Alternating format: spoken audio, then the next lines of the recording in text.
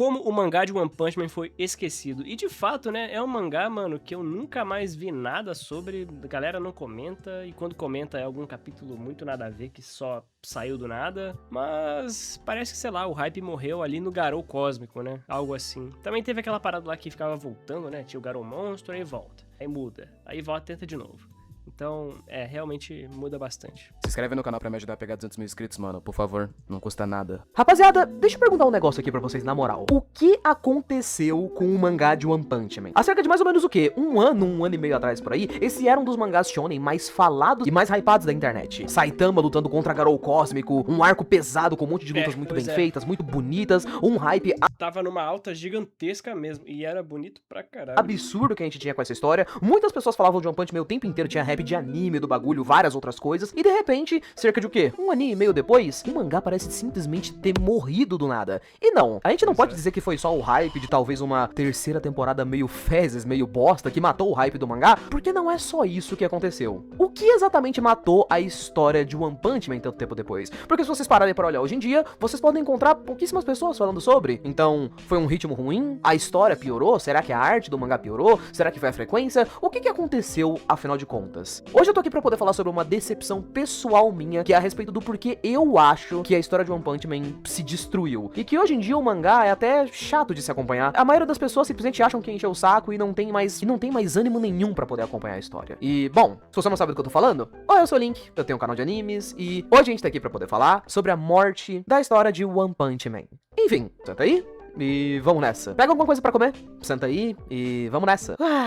Ele repetiu 2 vezes, mano. Tá legal. Pra poder começar a falar sobre a ideia. Tá perdidinho. Ideia de queda da história de One Punch Man como um mangá em si. Se você tá assistindo esse vídeo, mas você nunca ouviu falar, One Punch Man é uma história que trabalha com 2 autores. Essa é uma situação conhecida, mas se você não conhece os nomes, a obra original de One Punch Man foi lançada há muitos anos atrás como uma webcomic de comédia, que foi lançada de graça na internet, com essa arte aqui maravilhosa, belíssima, e foi feita pelo criador One, um cara que tem um talento pra desenhos tal qual uma criança de 2 anos de idade, ao mesmo tempo que o maluco tem um talento pra comédia e pra roteiro muito bom, que fez com que ele lançasse uma parada feia desse jeito e mesmo assim desse certo. Inclusive o One ficou conhecido por muitas outras coisas depois que alguns anos foram... Mob Psycho pra mim assim, se pá é o ápice dele, mano. A obra-prima dele é Mob Psycho, muito bom mesmo. Se passando, como por exemplo, Mob Psycho 100, que ele fez inclusive tudo no estilo de arte dele, lançou em formato de mangá, todo mundo comprou e teve um anime de 3 temporadas muito popular e tal. O One é um criador realmente muito bom. A história da webcomic na época funcionava quase como se fosse uma paródia de história de super-herói, mais ou menos daquele naipe da primeira temporada, sabe? Ela era bem menos épica do que o mangá é hoje em dia, tinha um traço bem mais feio, personagens bem menos trabalhados e funcionava de uma forma bem mais rápida, digamos assim. Mas por ser muito divertida e tem alguns momentos bem intensos, sérios e até muito bem escritos por sinal, chamou a atenção de empresas pra publicarem a parada de uma forma mais profissional. Óbvio que não com essa arte aqui, né? E foi assim que lá em 2012 entrou em cena a pessoa que iria trabalhar com One, chamado de Yusuke Murata, o cara que ficaria responsável...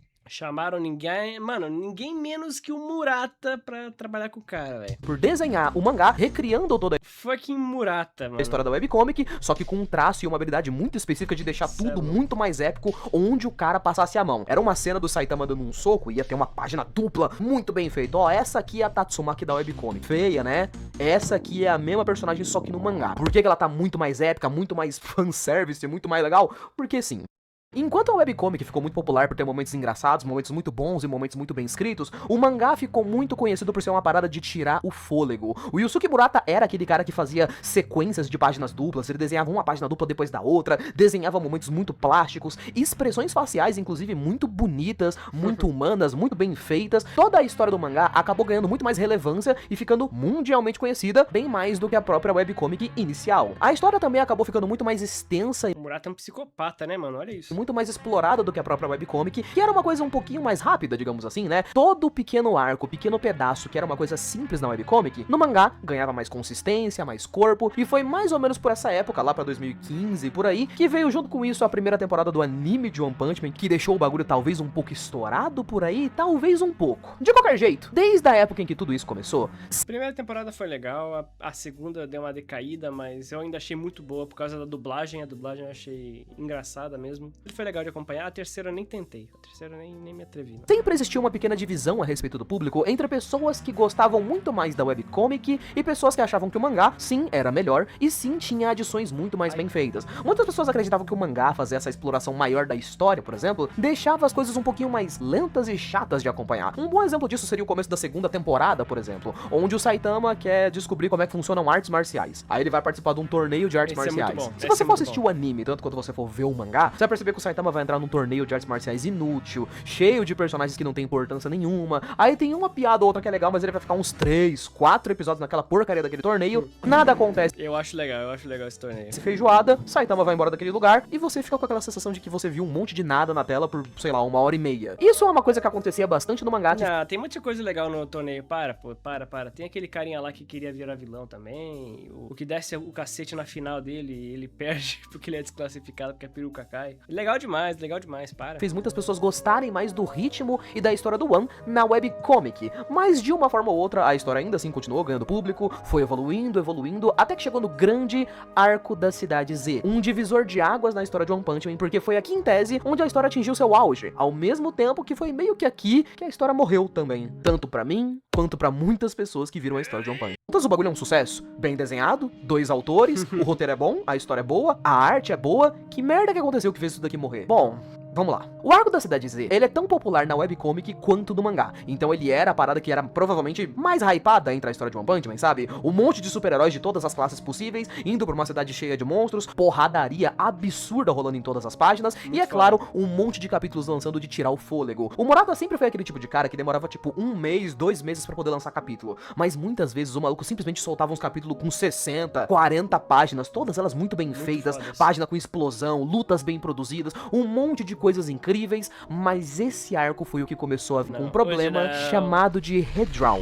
Esse problema, ele é um câncer na história de One Punch Man, difícil até de se explicar, cara. Como que explica um negócio desse? Se você não sabe o que é redraw, imagina o seguinte, imagina que você tá acompanhando a história de One Punch Man e depois de 1 mês esperando um capítulo novo, chega um capítulo. E aí, ok, é um bom capítulo, uma luta muito bem feita, uma arte muito boa, você lê, você gosta, você se diverte, e aí tudo bem. Você espera mais 1 mês pra sair o próximo capítulo. E aí quando você vai ler o próximo capítulo no mês que vem, ele na verdade não é um capítulo novo. Ele é aquela mesma luta que você leu mês passado, só que por alguma razão que você não faz ideia do porquê, o autor decidiu pegar toda essa luta que já existia, ele desenhou tudo de novo, ele mexeu em algumas partes da luta e postou a mesma luta de novo. Muitas pessoas ficaram confusas com esse tipo de coisa no início, porque, bom, se a gente em tese tem 2 versões da mesma luta, qual a versão dessas aqui é pra ser considerada como a oficial exatamente? Tem luta que teve 3 versões, 4 versões. Eu me lembro até hoje de uma luta do Imperador Criança, caso vocês não saibam quem é o personagem, é esse molequinho que tá aparecendo na tela. Pô, o Kid Emperor é legal, hein? Por exemplo, que eu lembro que tinha uma luta dele contra aquele Garibaldo lá, por exemplo, que, mano, a luta dele já era boa, já era uma luta legal, ela aconteceu, teve lá, sei lá, uns 3, 4 capítulos por aí,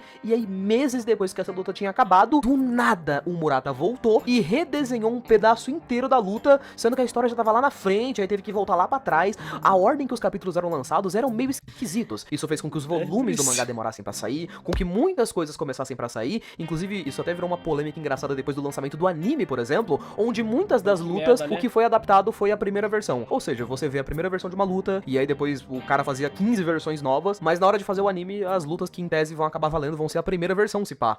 O que é meio estranho, na verdade. Você vai ler os capítulos de One Punch Man, você tá passando pra frente, tem um monte de capítulo que não vale mais nada, na verdade, porque foi redesenhado. Então algumas coisas não fazem lá tanto sentido. Os redraws já existiam desde o primeiro arco da história de One Punch Man no mangá, mas eles foram ficando mais frequentes na história da Cidade Z. Isso tudo atingiu um grande ápice quando a gente chega lá na famosa luta Saitama versus Garou, que é no final do arco da Cidade Z, a luta mais esperada do mangá, provavelmente, né? Essa luta na webcomic em si, do One, já era punk. Apesar de ser uma luta bem rápida, inclusive, né? O Saitama chega lá, humilha o Garou, tem uma luta muito boa, umas páginas muito bem feitas e tal, mas não é nada lá muito grande. No caso do mangá, as pessoas estavam esperando que essa luta seria um bagulho muito absurdo, mas ela seguiu por um caminho que o público não gostou, então lá veio o pessoal do mangá de novo, foram lá, redesenharam a luta e criaram o Garou Cósmico. A luta atingiu o maior ápice do mangá, ficou extremamente popular, passou-se pro final do arco da Cidade Z, e foi depois desse momento que a morte do mangá veio.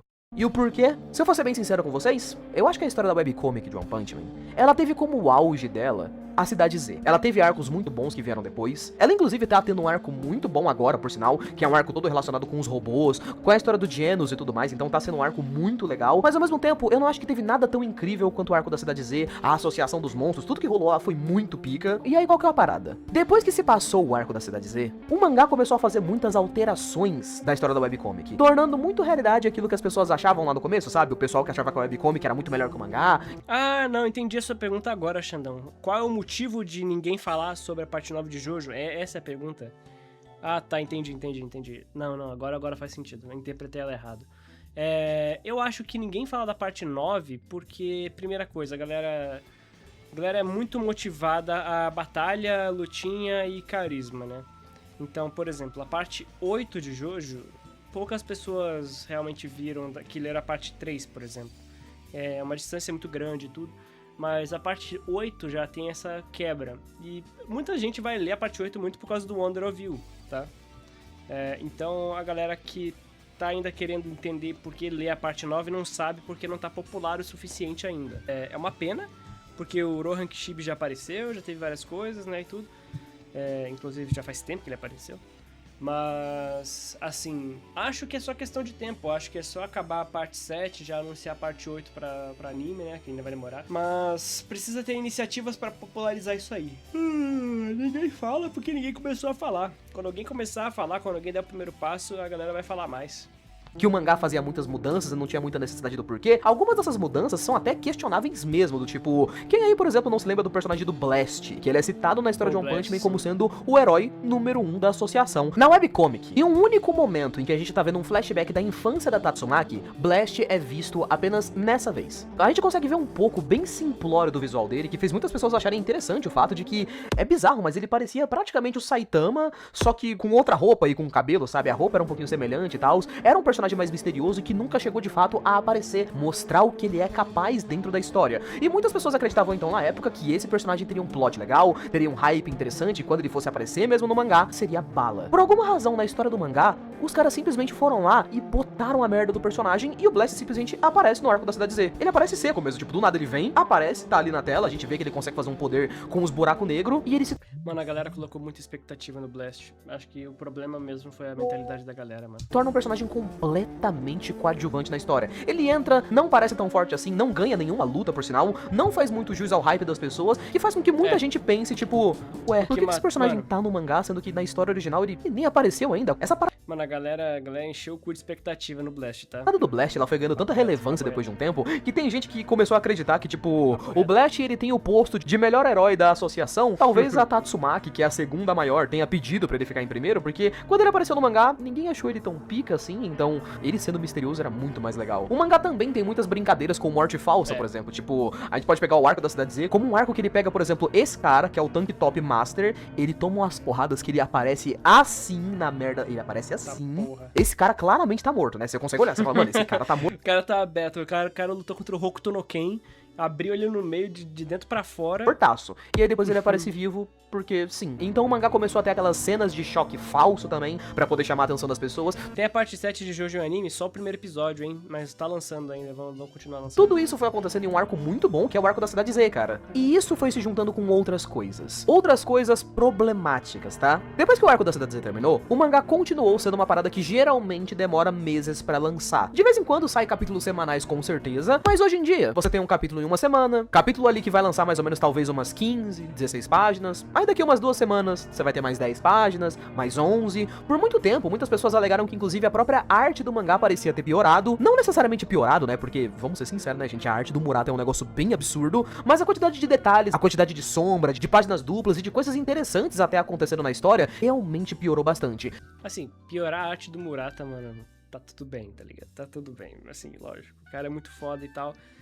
Piorar um pouquinho não vai matar o bagulho, mas o foda mesmo é esses remakes aí. Principalmente depois da entrada do mangá no arco que veio depois de Cidade Z. E depois a gente ter, tipo, o melhor arco da história do mangá, a gente teve um arco sobre o vilarejo lá dos ninjas, que ele tinha um vilão meia boca, que na webcomic, esse mangá é feito como uma impressionante piadinha de meme. Esse cara que é o Void. A ideia dele na webcomic é que é pra ele ser uma piada sobre aquela coisa de, nossa, esse cara vai ser o próximo vilão muito punk, e aí na real ele é derrotado pelo Saitama com um tapa e perde rapidamente. Isso é muito broxante, velho. Dependendo da execução, isso é muito broxante. Aí na hora de fazer o mangá, os caras quiseram fazer um arco grandão. O Murata voltou centenas de vezes e redesenhou um monte de cenas. Capítulos inteiros, inclusive. E isso por praticamente um ano. Pessoas que estavam acompanhando a história foram lentamente parando de acompanhar, porque a história tava chata, nada tava acontecendo, você tinha problemas gerais acontecendo o tempo todo, e mesclando tudo isso com o fato de que você tinha um arco que era pra ser uma piada, que não tava mais avançando na história, fez com que muitas pessoas começassem a abandonar. A queda de One Punch Man pra mim chegou mais ou menos nesse momento, mas eu genuinamente não consigo entender exatamente o que deu errado até agora. Quer dizer, jovens, One Punch Man não é exatamente uma história que ela tá sendo gerenciada, criada, escrita, tudo sendo feito pelo Yusuke Murata, por exemplo, que é o autor que tá em tese fazendo a história do mangá. Não é ele que faz tudo. O One, que é o autor da história original da webcomic, também faz parte do mangá. Inclusive, se vocês forem ler os pós-fácios, né, que são aquelas entrevistas pequenininhas com os autores, muitas das mudanças que sempre são feitas no mangá, muitas vezes são sugeridas pelo One. O que sempre me deixa com a seguinte dúvida: cara, pra quê? A história da webcomic sempre foi considerada muito boa, e a história do mangá, apesar de ser considerada boa, sempre foi considerada mais enrolada. Pra que pegar um arco que não tem importância nenhuma no mangá e transformar ele em alguma coisa gigantesca? Pra que enrolar a história a um ponto que as pessoas enjoem da história? O One, como autor da webcomic de One Punch Man, como autor de Mob Psycho, que é uma obra muito bem feita, muito bem escrita e extremamente bem escrita por sinal, todo mundo concorda que o One é um ótimo autor. Então qual é exatamente a ideia deles simplesmente irem lá e abandonarem a história de One Punch Man da forma como foi? Hoje em dia... Eu acho que eles estão querendo colocar coisa nova pra melhorar algumas coisas de quando o One não era tão bom ainda. Ou só incrementar com coisas novas que podem melhorar ainda mais a obra, né? Tipo o plot do... acho que é o God, né? O personagem God. Então tem algumas coisinhas aí, o próprio Garou sendo o arauto do God já é um adicional interessante, né? E são coisas legais, tá ligado? São coisas legais que podem melhorar e que podem ser adições que mudem tudo. Então tem que mudar isso aqui pra mudar depois isso aqui, e aí vai conciliando e vai tendo, mano, uma avalanche de coisa pra alterar. A história tá entrando de novo, finalmente meio que nos seus eixos. Se vocês forem entrar nos capítulos recentes, as coisas parecem ter melhorado. A arte, por sinal, muitas pessoas falaram que ela tinha ficado pior. Eu fui ler esses capítulos recentes e pra mim, o Murata parece tão pica grossa como ele sempre foi, os capítulos tão bonitos pra caraca, do mesmo jeitinho. Então, o fã de One Punch Man, ele tá, né, destinado a sofrer. Foda. Fazer o que, né? Mas tá ruim não, vai melhorar. Ainda vai melhorar, eu boto fé, pô. Tem um escritor bom, tem um desenhista bom, um artista bom, tá tudo certo, tá ligado? Acho que vai resolver sim, só dá tempo ao tempo. E é isso.